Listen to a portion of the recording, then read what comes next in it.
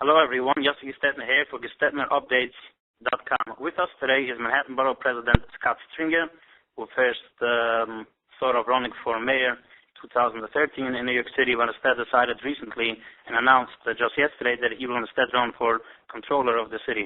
Hello, sir. How are you?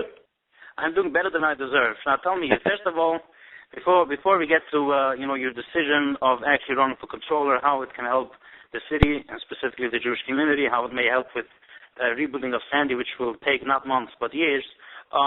What was your initial thought of running for mayor, and why did you back out?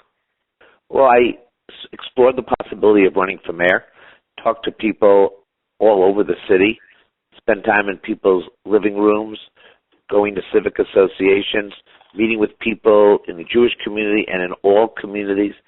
And one of the issues that came up time and time again was working people telling me that they felt the economy was causing them real heartache and trouble. They felt they were working harder and harder and falling farther and farther behind. They felt that they were paying a lot in taxes and not getting the services that they needed.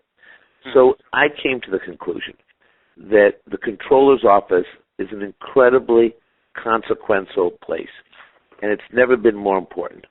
The city faces serious financial and economic challenges, many of which have been made worse by the hurricane. And I'm running to get the city back on sound financial footing and to protect our most essential city services. And I got to tell you, what's needed right now is an experienced hand who can partner with the mayor when it's in the best interest of the city, but also someone with the independence and backbone to stand up to the special interests, to call out wasteful spending, and to safeguard the city's pension funds. That's what I've done my entire career, and that's exactly what I want to do as Comptroller. So look, I'm not dropping down. I'm stepping up. I'm stepping up because we need an independent voice in the Comptroller's office, and we need somebody who's going to watch every taxpayer dollar. Now, I believe many people would think or would view the position of Comptroller more as somebody being the accountant and probably, the chief investor for the city, as such as running the pension funds. But the ultimate budget lays in the hands of the city council and the mayor. So one would think that considering the hardship that people have, and it only becomes more tough if the city has more expense and then taxes more, I believe people would think that your better choice would be mayor. In other words, the things that you just gave to me would mean more reason to run for mayor rather than Comptroller, don't you think? No, because here's what we need to back up the mayor.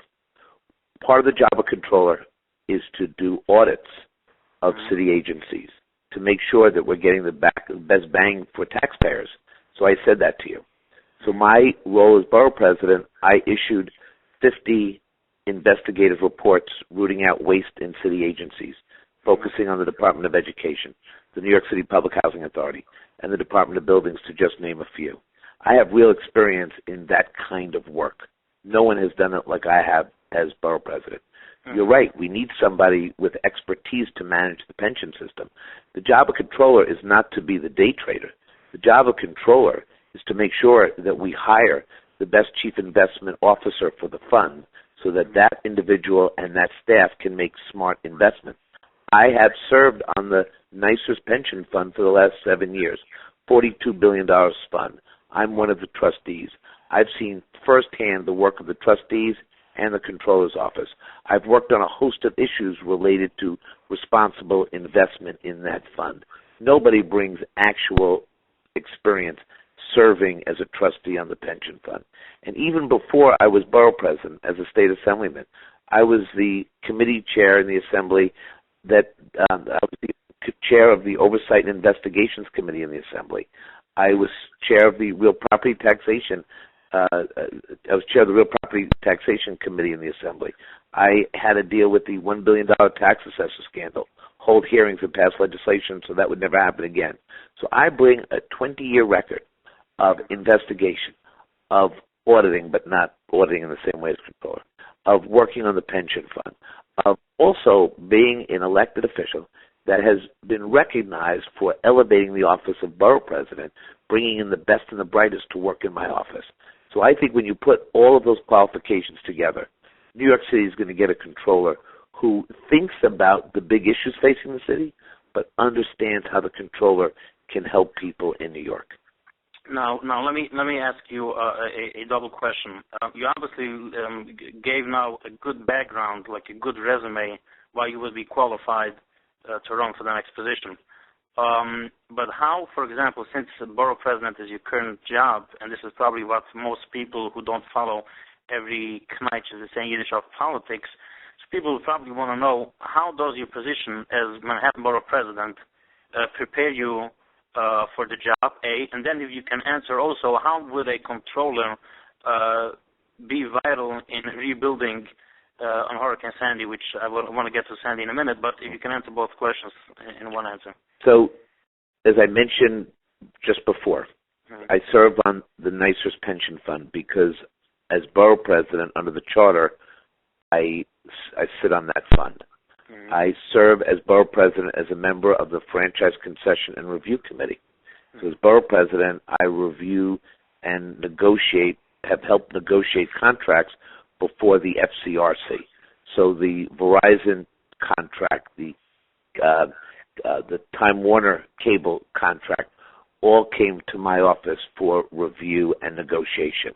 The street furniture deal, which was $1 billion street furniture deal, I was part of that discussion because as borough president, I serve. These are offices, positions where the controller plays a very big role.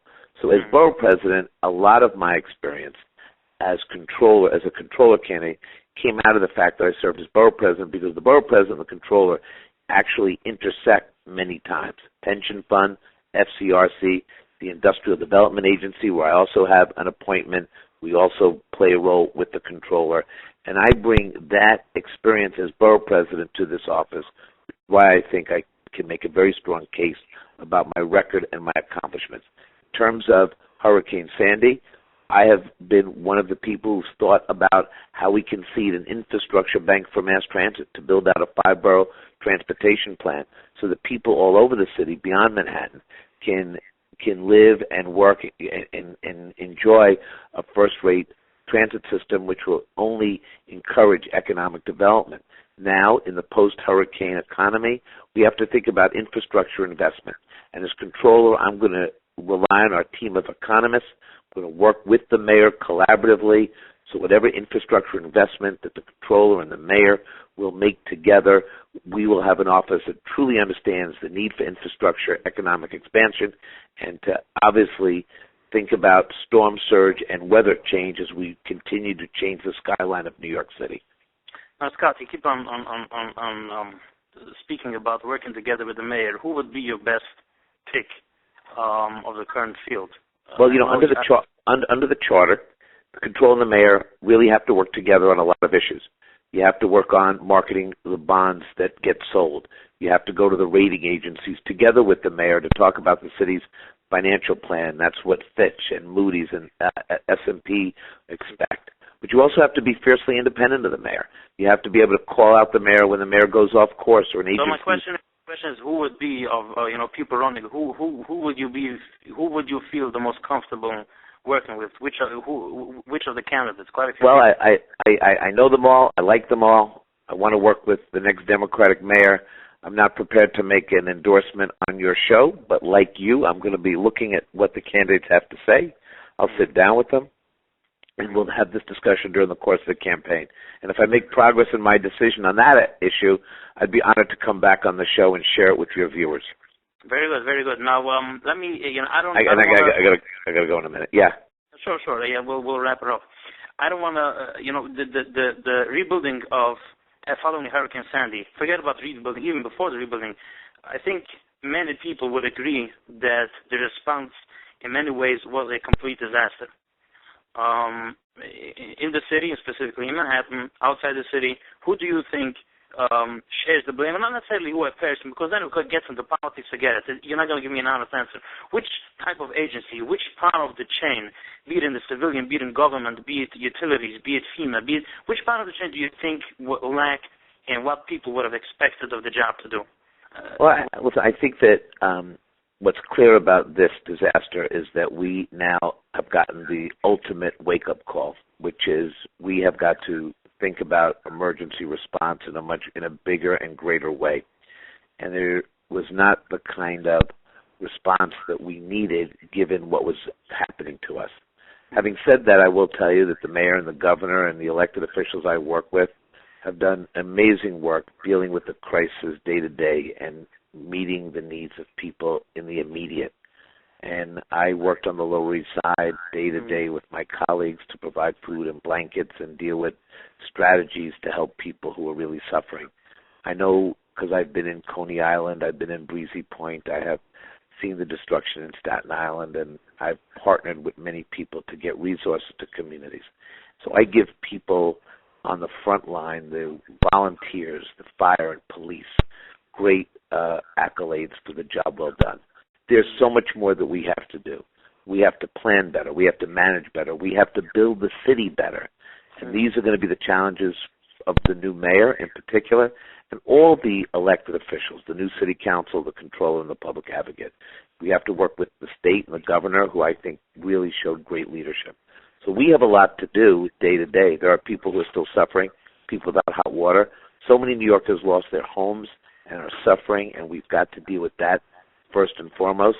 I talked to President Obama and asked him about small business help for Lower Manhattan, and tomorrow I'm going to be out with the Small Business Administration, with those small business owners, but that has to happen all over the city. So I hope to come back to you with more progress. Sure. Okay, my friend? Sure. Thanks a lot for your time. It was a great interview, and you actually make a compelling argument why you would be qualified to run for your position. I'm saying this as an independent observer, which is actually more Republican. So. Well, thank you. Well, I'm glad. I'm honored you said that. Yeah. Have a good one. Sure. Thank you. Bye.